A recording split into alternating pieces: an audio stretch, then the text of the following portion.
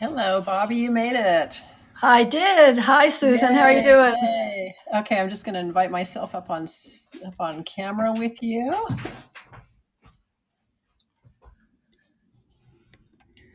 There you are. Okay. Yay, we're both there. Wonderful. Good. Well, Good. welcome. I'm glad you made it. Thank you. Thank you for having me. Our pleasure, our pleasure. So, yeah, as I'm going to go ahead and start my introduction, but people will be joining us as they are able to. So, hello, Firesiders, and welcome to Adventures by the Book, where our mission is to connect people and communities through the magic of books. I'm your host, Susan Macbeth, and I'm delighted to be hosting today Bobbie Jean Huff to talk about her new debut novel, The Ones We Keep. But before we introduce her, I just want to take a few moments to get those in the audience acquainted with some of the fireside features if this is your first time. There's a little black circle in the lower left-hand corner of your screen, and you can invite yourself up on stage anytime to have a chat with Bobbie Jean. You can ask her questions, make comments about her book. We'll save some time at the end for questions as well. But if you have something pressing you want to say, just invite yourself up at any time. There's also a react button in the lower right-hand portion of your screen. When you click on that, you can pick any of the emojis that you want to share. You can clap if you have something to cheer. You can do the hearts if you love someone. They all have accompanying sound effects.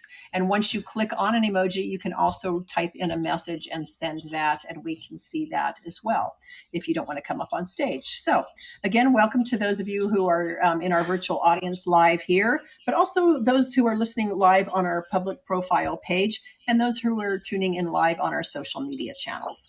As I mentioned, I'm thrilled today to be speaking with Bobbie Jean Huff about her new book, The Ones We Keep, which has been called an emotional debut for fans of Elizabeth Strout and Ann Tyler, and follows the splintered lives of four family members in the years following an unthinkable tragedy and the choices they must make to find their way back to each other. One family, one tragedy, one incredible decision to change their fate. Woo! That's heavy, Bobbie. It was pretty heavy writing, parts of it anyway. I imagine. Yeah. But before we jump into your book, let's talk a little bit about your experiences, your first experiences with books and reading and writing as a child, and where that took you, where it started.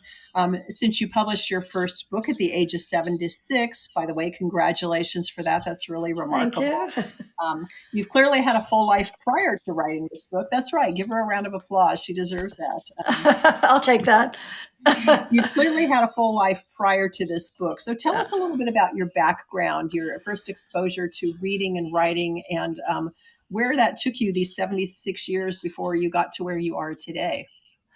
I always read as a kid. I loved reading. I would walk to the library in the dark about a half a mile. No child would do that now at the age of 7, just to get the library by 7 o'clock. And I just read and read and read. I wrote my first novel when I was 9. It was 2 pages. I gave it to my mother to submit, and I'm still waiting. I wrote poetry all my life, but I never considered publishing poetry until I met a Canadian poet and showed him some of my poems, and he really liked them, and he told me to submit. So I started submitting poetry. I really started with poetry. Then I sort of went to essays, which I published in a newspaper in Ottawa, Globe and Mail. And I always thought of writing a novel. I started with short stories and submitted them to Canadian journals and got a number of them published. Always thinking, I want to write a novel, and I would try, and it wouldn't work, and I would get frustrated and didn't know how you did it at all. But then when I reached the age of 70, I thought, well, it's really time to start taking this seriously. So I did, and it took a few years. And then I wrote another couple, which I'm hoping somebody will take. That's my history. I wasn't always a writer. I mean, I was always a writer, but I'm a musician. I played piano and I played church organ for a number of years in Canada. And I was also a librarian. So I'm not just a writer. Well, I guess I am just a writer now because I'm not doing those other things. But it's not So just a writer. You are a writer. I am a writer. Yeah. Yes. It's nice to And be here able to we say are that. today, 76 years later, talking about The Ones Yeah. We Keep, which took Yeah. you 3 years to write. Took me about 3 years. Yeah. Yeah. And you wrote it, and it was a semifinalist in the William Faulkner Wisdom Creative Writing Competition. That's pretty impressive for your first Yeah. book. Yeah. Yeah.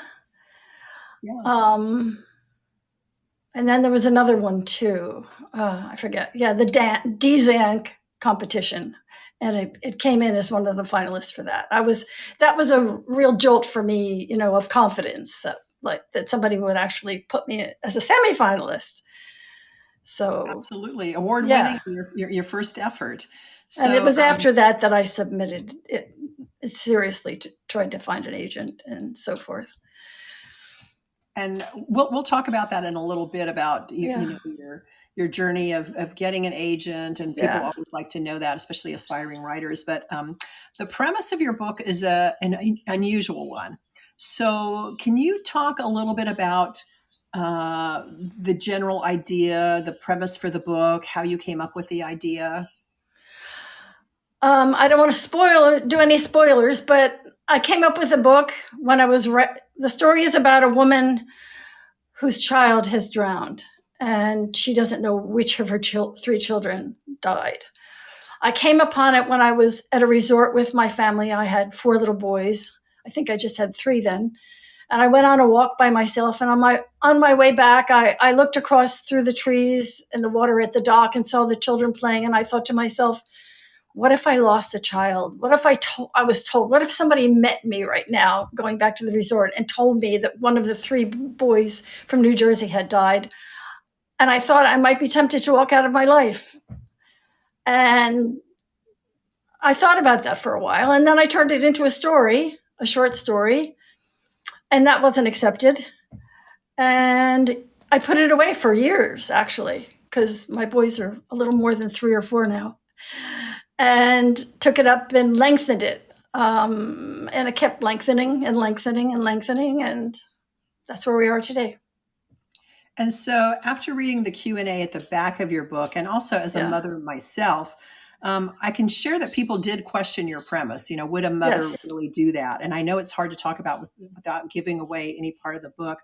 But can you talk a bit about how you resolved the dilemma of credibility for this character?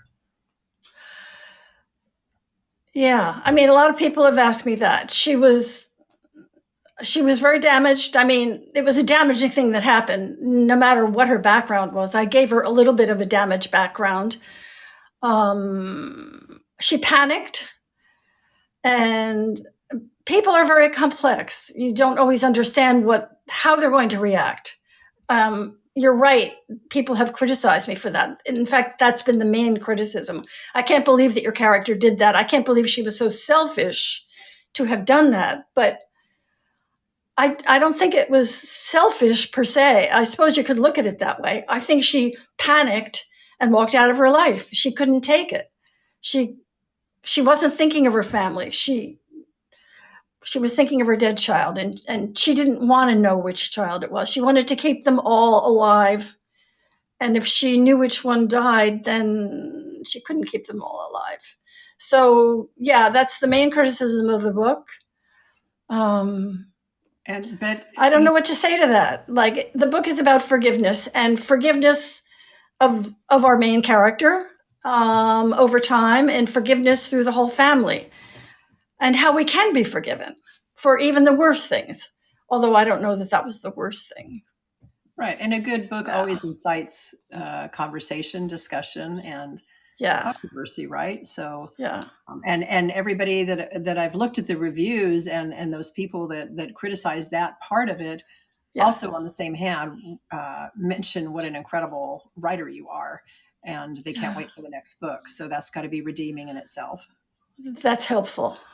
and I am writing the next book. So Yeah, and we're going to talk about yeah. that in a bit too. But Okay. so I know you brought up earlier that you're a musician, and so they say you write about what you know, and your characters have a music background. So can you elaborate a bit more on what you started talking about earlier about your musical background and how you decided to incorporate that in the book with your characters and what role that played? I started piano when I was 5. I started piano before I learned to read, and I took it very seriously. And I got pretty good for 10 and 12 and 14. But when I was 14, I fell and I cut my hand and I severed a tendon. And I always had wanted to be a concert musician, a performer, a classical music performer. And it wasn't possible. They couldn't connect up my tendons. I kept playing, but I couldn't. I had my left hand was impaired and Bach was a little different. Anyway, that was the end of that career.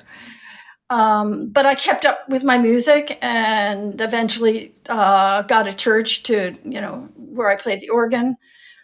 But there have always been a number of pieces, maybe 10 in my life that I just cry to hear, and I love them. And I play them, or I used to, and I've incorporated them in the novel, which was formerly called the Children's Corner. The Children's Corner was a collection of music by Debussy.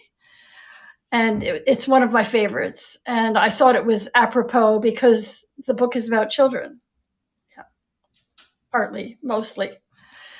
So, okay. So, anyway, music and writing went hand in hand. And this was a way of bringing it together. Nice. And how did you decide about which characters to give to work the music into their storyline?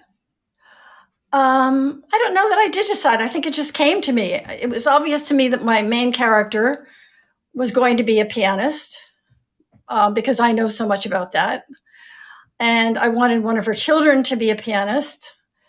And he's the second to the main character, Brian.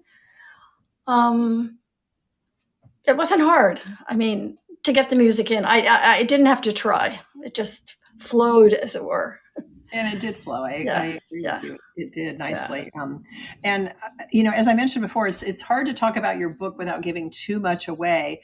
But I know that you wanted to do a brief reading, and so I think before you do that, if you want to set the stage for us, what scene you're going to read from, now that we've talked a little bit about what the premise of the book is, set the stage for us so that we know what you're going to be reading. Okay. Um, I'm going to be reading a couple of pages after Olivia, who is the main character, who is the character who walks out of her life. She leaves the resort and she goes down, leaving her family at the resort. They don't know where she is.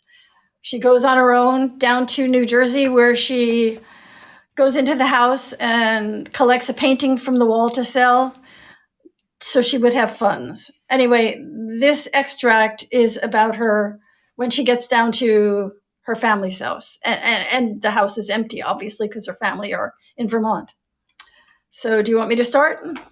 Absolutely. Is that enough of a background? I think so. What do you think, audience? Clap if you think that's enough, or if you need to elaborate. Okay. All right, there we go. There's your answer. All right. The heat rushes to envelop her as she steps off the bus and into the station. New York City in August. Fatigue assails her as she makes her way up the escalator and takes her place in the line that snakes out of the door of the ladies' room. Once inside, she notices 2 women, each with a shopping cart overflowing with plastic bags and tattered blankets. One of the 2 is squatting beside her cart in the corner at the end of a bank of toilets, fanning herself with a torn-out section of a magazine. The other is at one of the sinks, splashing water into her armpits. After using the toilet, Olivia takes her own place beside the woman at the sinks. Pulling a comb from her backpack, she drags it through her hair, knotting it into a roll at the back. Then she washes her face with cold water and blots it with a paper towel. She's feeling slightly lightheaded from heat or hunger or just plain fatigue. The woman beside her buttons her shirt, then wheels her cart back to the corner opposite where the other woman is squatting. Are they friends? It doesn't appear that way, although they are of similar age and equally decrepit. Olivia remembers reading about them recently, the women who inhabit that bathroom. The article said there was no official attempt to oust them. Olivia was surprised to read that and glad. She can't imagine what their lives must be like, other than the obvious, that they each must have left a situation more untenable than the Port Authority's ladies' room. At a bakery on the main concourse, she picks at a bagel and downs a cup of lukewarm coffee. Then she joins the line to buy a ticket for a bus she barely has time to catch. A little more than an hour later, she's pulling up to the house in a cab. Leaving the backpack, she asks the cabbie to wait. She won't be long. It's 8:30 in the morning by the time she stumbles up the walkway to the front door, where she removes a key from beneath a pot of wilting geraniums. But before inserting it in the lock, she stops, imagining for a moment that they are all there in their beds asleep. It is, oddly, an easy thing to believe. Turning the key, she pushes open the door and goes straight upstairs. Without even glancing into her children's bedrooms, she enters her own, and there it is hanging on the wall opposite the bed. The boy leaning over the wall, the trees, the red-roofed houses, the man in the boat, the water and the gray sky. She lifts the picture from the bottom to judge its weight. It's surprisingly light. Removing it carefully from the wall, she carries it down to the kitchen, where she places it on the counter while she rummages in the cabinet for paper bags and scissors and tape. When her task is complete, she carries the wrapped painting to the front hallway and sets it beside the door. Then she returns upstairs and, barely allowing herself to breathe, enters each of her children's rooms. In Brian's, she grabs his Cub Scout hat from the top of his dresser. From Andrew's room, she takes a small piece of his purple fuzzy blanket. And from Rory's little bed, his nylon bear, the one he wouldn't stop screaming for when he spied it on a shelf in Kresge's. She runs her hand over his pillow. Perhaps she will curl up in his bed just for a minute. She draws the quilt back and pulls it over herself. When exactly had it happened? While she was walking along the path, through the trees, thinking how happy she was, how her life seemed all of a sudden to have achieved perfection, or the closest thing to it?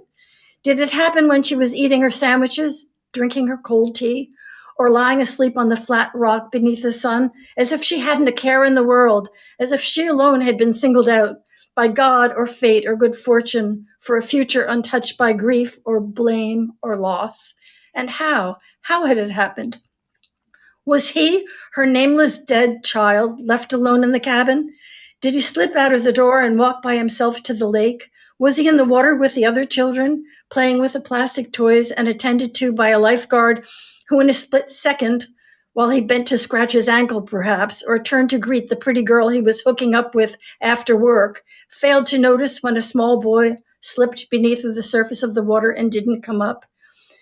If some god or evil force had chosen that particular ending for her son, he couldn't have accomplished it more brilliantly. Olivia thinks about the various components that needed to be assembled in order to achieve the goal to deprive a child of his life. There was the timing of her own walk, which was, of course, dependent on the weather. There were the choices by the resort of that particular babysitter and that particular lifeguard. There was the timing of the tennis match between Harry and the accountant from Cleveland, and Olivia could only imagine his story. Perhaps he could only play at 10 because his wife was wanting him to accompany her to the little tea shop in town where she'd spotted the previous day the most precious china dog. She stares up at the ceiling. If she stays here long enough, if she remains in this bed and in this house, she will eventually find out what happened and who it happened to. She remembers her Sunday school teacher saying once, "You're only given what you can bear." At the time, Olivia had believed it, but now she knows how wrong her teacher was. Sometimes you are given more than you can bear, and if you are, can you be faulted for taking the only course of action that you can see, for trying to save yourself the only way you know how? Couldn't a tragic death be so life-wrenching, so cataclysmic, that the manifestations of ordinary grief, if any grief could be called ordinary, are unavailable or impossible?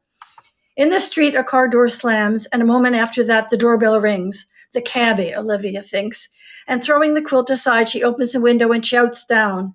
Then she goes back to her own room, where she pulls a large suitcase from the closet, and after filling it with as many of her clothes as she can, she stuffs in the three items belonging to her children. She feels beneath the jewelry box on her dresser and finds, with relief, 5 $100 bills. Moments later, she's back in the cab. As the cabbie pulls out of the driveway and proceeds down the street, Olivia closes her eyes tight to keep herself from looking back at her receding life. That's Ooh, it. that's heavy. Yeah. Heavy. Thank Yeah. you. Thank you. A reading from The Ones We Keep. Yeah. Beautiful book cover, by the way. Thank you. So what is it that drove you to write this book, and what do you want people to get out of reading it? Well, there was a forgiveness thing I talked to you about it. I'd like people to think about the worst things that could be forgiven that they can think of in their lives. The people. I mean, at the moment we're such a divided nation. Everybody is so angry at each other. And while that wasn't happening when I was reading the book, I think of that now and think that we should be a little kinder, and maybe my book will sort of show that. 100% Yeah, agree. I yeah, mean, yeah.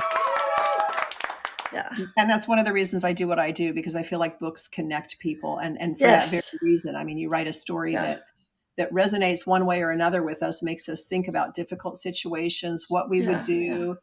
Are we judging these people? Are we having compassion for them? And yeah, so yeah, kudos to you for writing a story that makes us think about that. yeah. So what you mentioned, and I want to remind the audience that you can jump up on stage anytime and ask questions of Bobbie Jean. You can just go to the little black circle in the lower left-hand corner of your stage, or of your screen, and click invite yourself up on stage, and you can ask her questions. But I know you talked about you have other books in the work, and can we talk a little bit about those? Yes, the next book I wrote is called Alice Turning. Goodness knows what it'll be if it's published, because very often the title that you go in with isn't the title you come out with. Um, Music does feature in the book. It's about a woman who falls in love a married woman with children, who falls in love with her first love that she meets on Facebook. Um, it took maybe 2 years to write. I'm not going to tell more than that, I guess. I'm done with it. And the next novel is really a novella about a married couple and a woman who falls in love with the wife. I guess that's all I'll say about that. Yeah, and then Okay. and then I guess, and I'm done with that as well. So intriguing I'm your about to words. submit them, actually. And then there's the sequel, and of course, I've thought of that a lot. I don't know if you want to talk about that right now, but Absolutely. Let's yeah, talk about it. Let's okay. dig in. It's been interesting because since this book was published 3 weeks ago, so many people have said, or in the reviews, what happened next? You've got to write the sequel. What happened?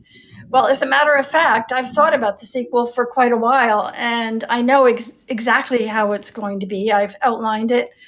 I know how it starts. It's about the granddaughter of Olivia. It continues on with the family, and it continues on with the music. And I know how it's ending. I've actually written quite a bit of it.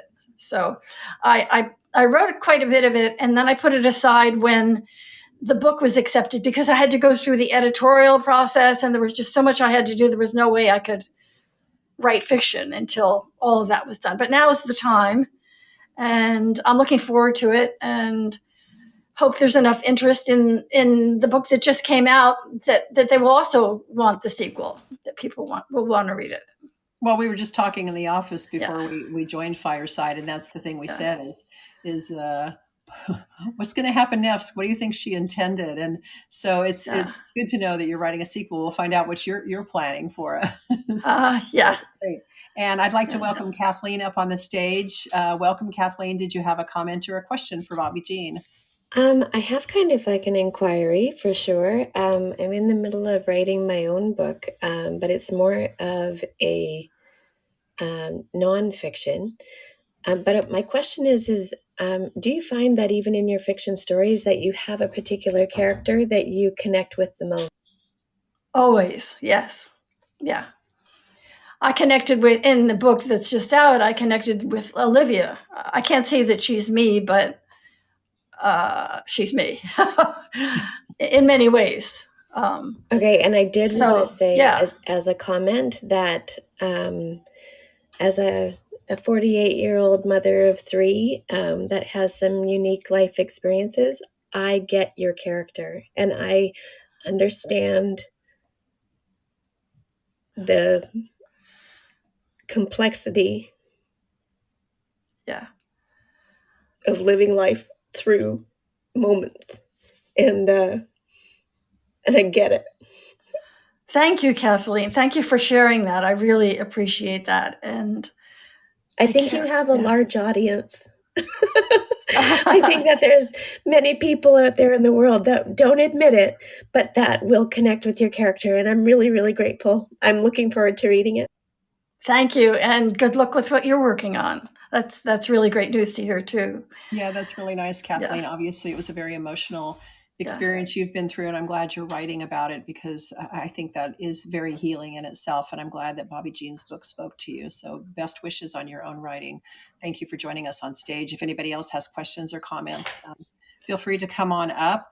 But let's go back a little bit because you talked about the writing process, but let's talk about what it was like for you. You know, you're 76 years old, you want to get your first book published, you haven't done it before. How do you go about finding an agent? Is it one of those stories where you had to query 500 agents before somebody accepted you? How did that all work for you?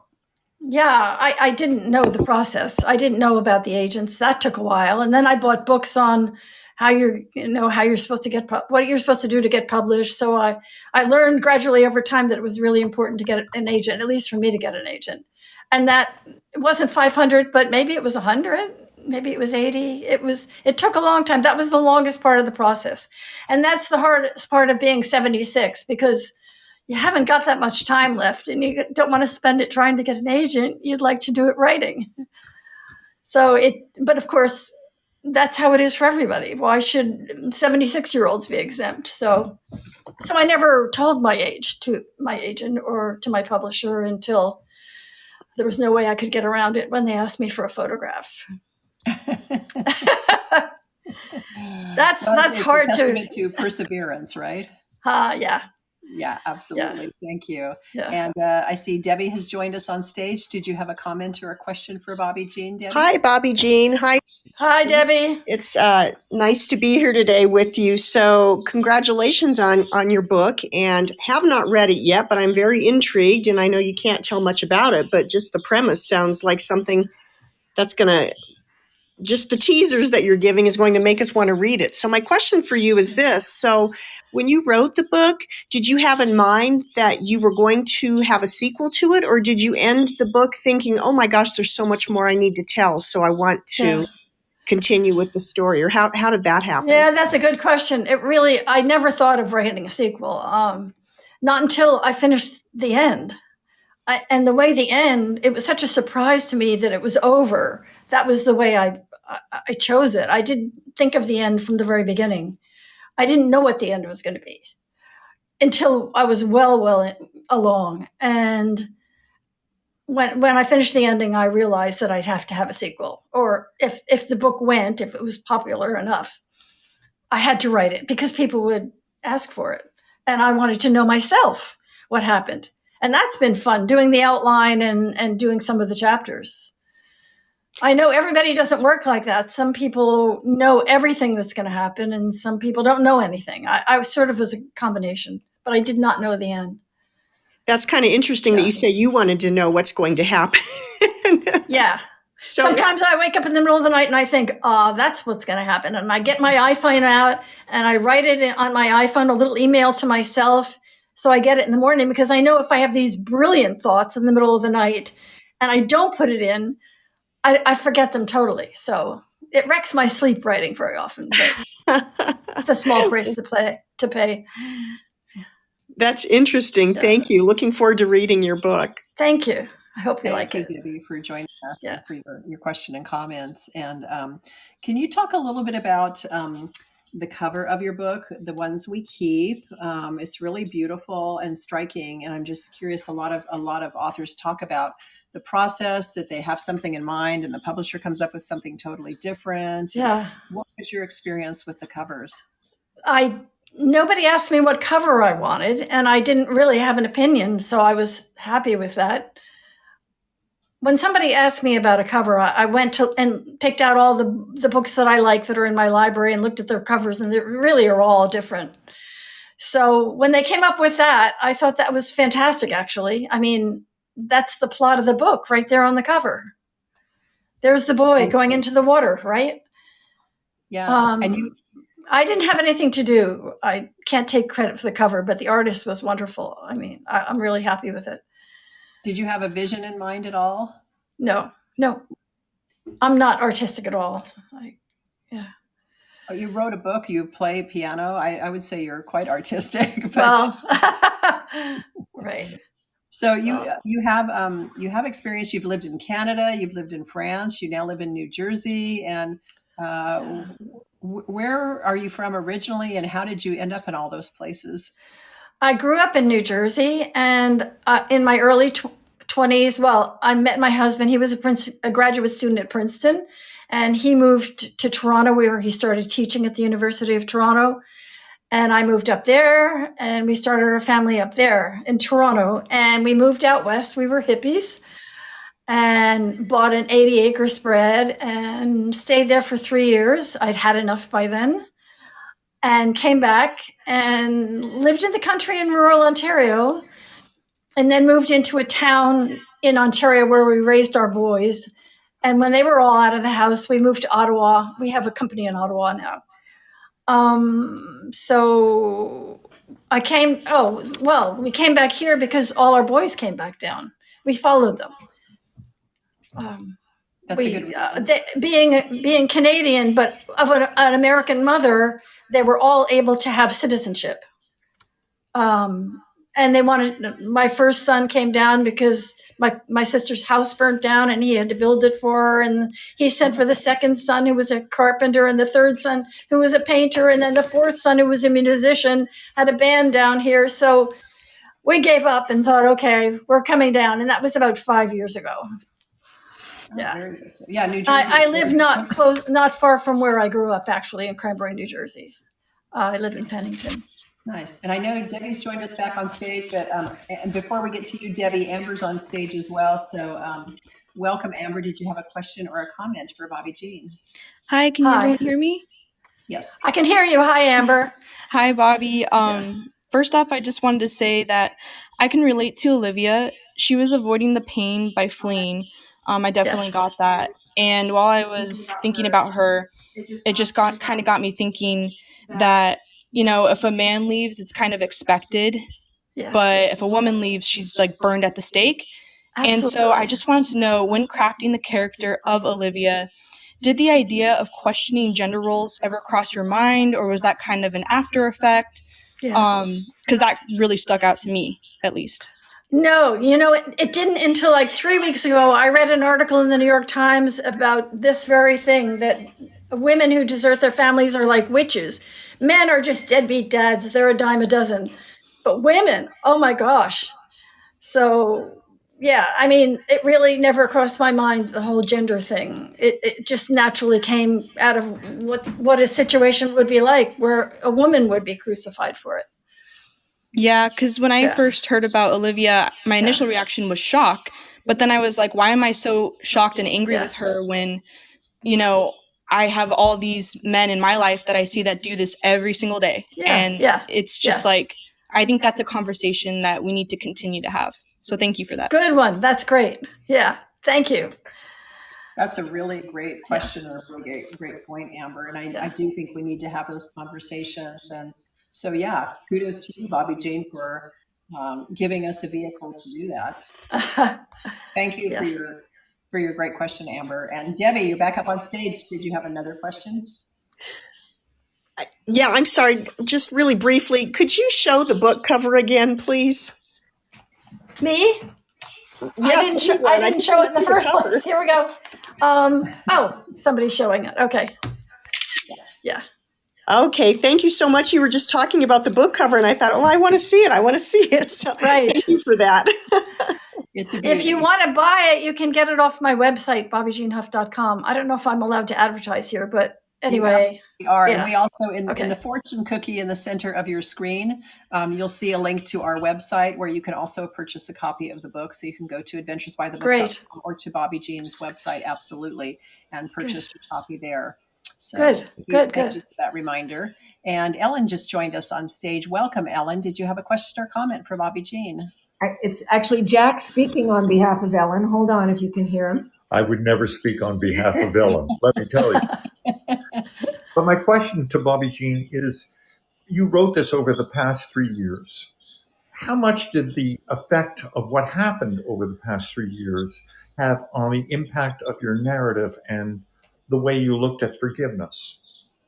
Well, I didn't write it in the past 3 years, Jack. I stopped writing it maybe 2 years ago. The pandemic didn't figure into it. I guess politics. Well, no, I don't think it had an effect, but I might be wrong. Mm-hmm. Yeah. Okay. I mean, you're talking about the divisiveness of civilization right now. Is that what you're? Yeah, but also forgiveness and the whole concept of trying to understand complex behaviors. I think that's always been with me. I've always tried to understand that.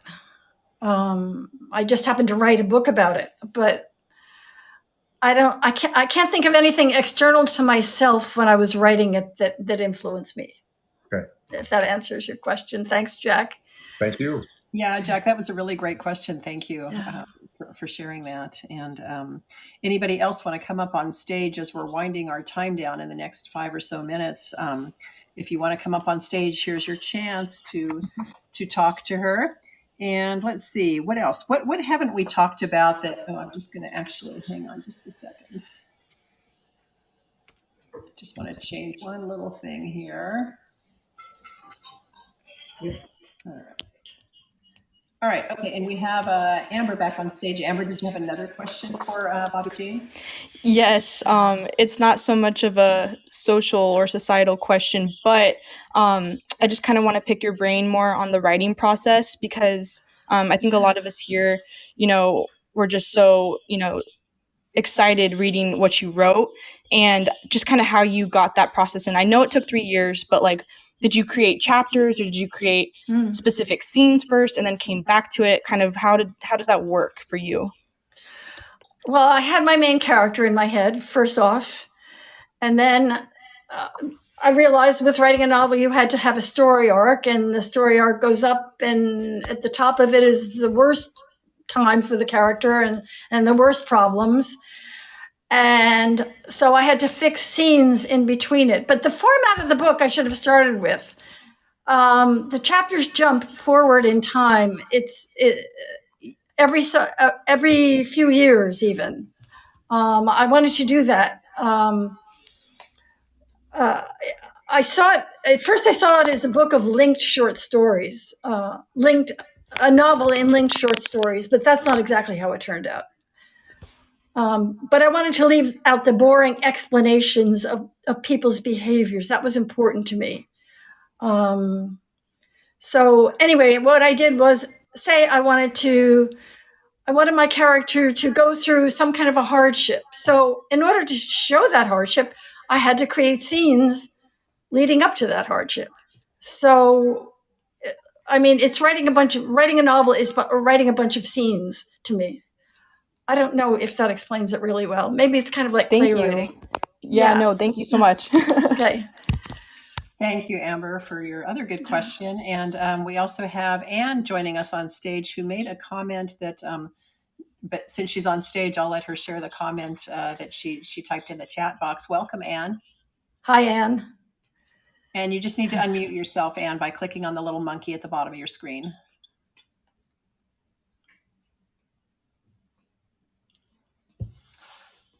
Okay, Anne, there's a little monkey or microphone at the bottom of your screen. You'll need to click on it to unmute yourself.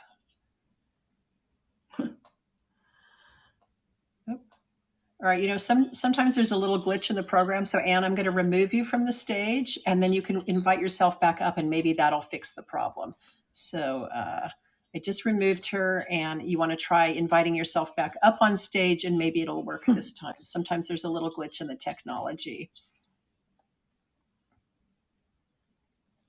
And she did make a comment. She just said, it's Annie in Minnesota. So glad there's going to be a sequel. I noticed a theme regarding Olivia from an early age. She learns, but then it stops. So I didn't hear the rest of that. You can either type that in or let's see if we can get you back up on stage and ask that question.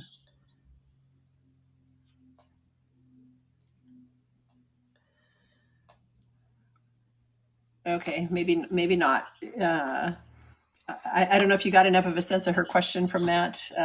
Not quite. If I could have had a few more words to finish that sentence. Yeah. Well, talking about the sequel, now that you've had, I guess I'd like to know what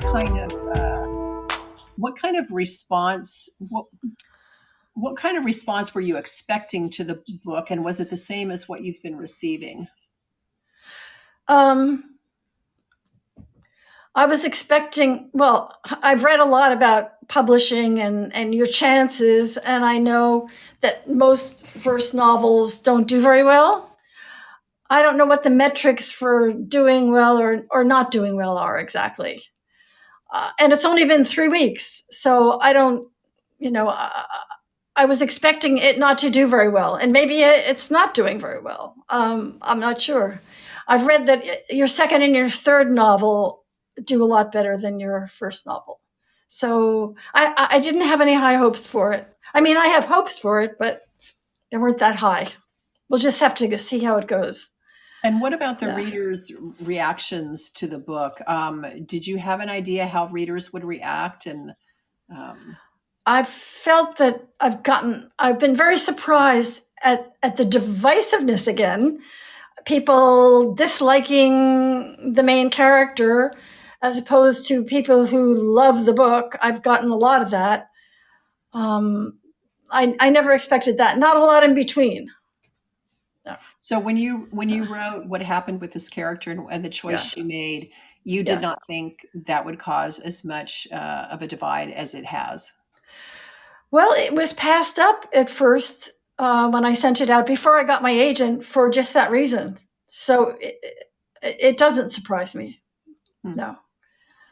And do you think that reaction is going to affect the sequel that you're writing? No. I know how I'm going to write the sequel, and I think that the way I'm going to write the sequel, people are going to be more understanding about Olivia because of the way I'm portraying her and her life from then on. Hang in there with me on Olivia. All you Olivia haters. Well, Olivia haters maybe, but there's a lot of people who have really applauded your writing, that you're an incredible writer. So keep writing, definitely. Thank you. Definitely. And we want to see what happens, Great. Absolutely. And the last scene leaves us dying for more. So we want more from you, Bobbie Jean. I'll get back to work tomorrow.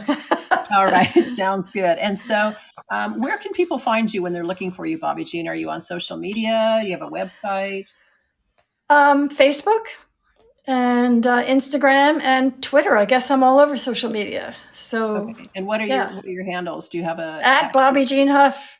At Bobbie Jean Huff. Huff. And also, you can click on Bobbie's icon up there on the screen in the virtual stage, and you can follow her. And that way, anytime she comes back to Fireside, now that she's an old pro, every time she comes back, you'll get a notice when she's on. You can also follow me on my icon up on stage. And anytime we do author events, which is basically once a week, you'll get notice of our events. And, the great thing about, there's so many great things about Fireside. I know that it's a learning curve for those people who want to learn it for the first time. It's like Zoom was a couple of years ago. Nobody knew how to do it, and they were frustrated by it. Once they got the hang of it, it's great. And Fireside is a great way. It's a really great app.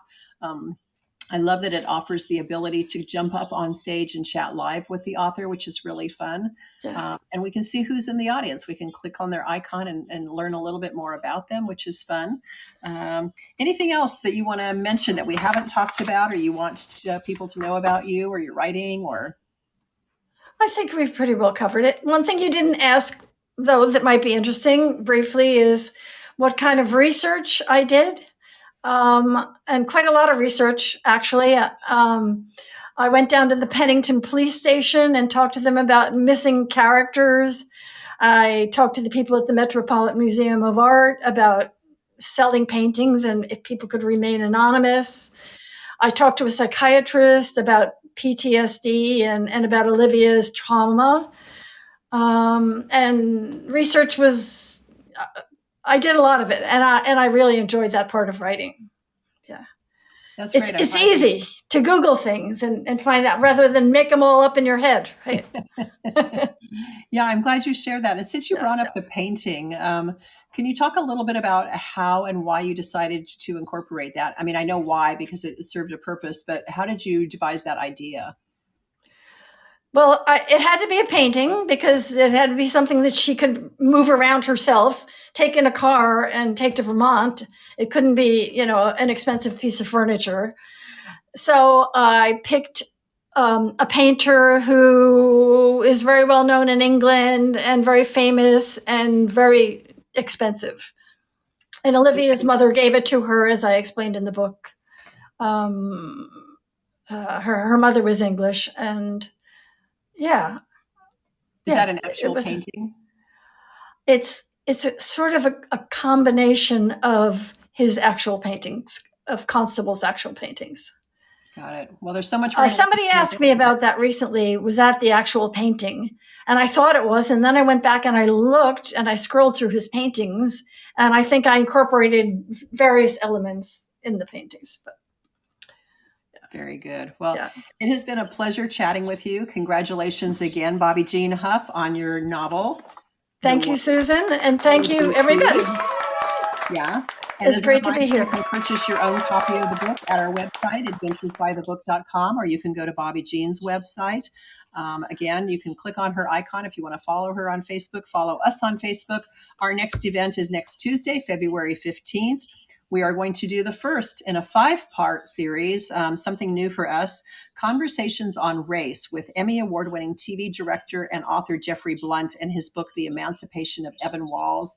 It's a free series. We think it's an important topic, and we hope that you will join us, sign up to attend, and read the book beforehand, because it's going to be a really great conversation. If you're not familiar with Adventures by the Book, check out our website, adventuresbythebook.com, where we host not only events on Fireside and Zoom, but also in person, and we travel with authors, including our upcoming 7-day spa retreat with New York Times bestselling authors Jane Green and Kate Quinn, or our day trip to the Huntington Library and Chinese Gardens with New York Times bestselling author Lisa See. But until next time, thank you, everybody in the audience, in our live audience, in our public profile page audience, in our social media audience. Thank you again, Bobbie Jean. Thank you, Susan. Thank you all for coming. And until next time, ask yourself this question: what is your next adventure by the book? Thank you, everybody. Bye. Bye.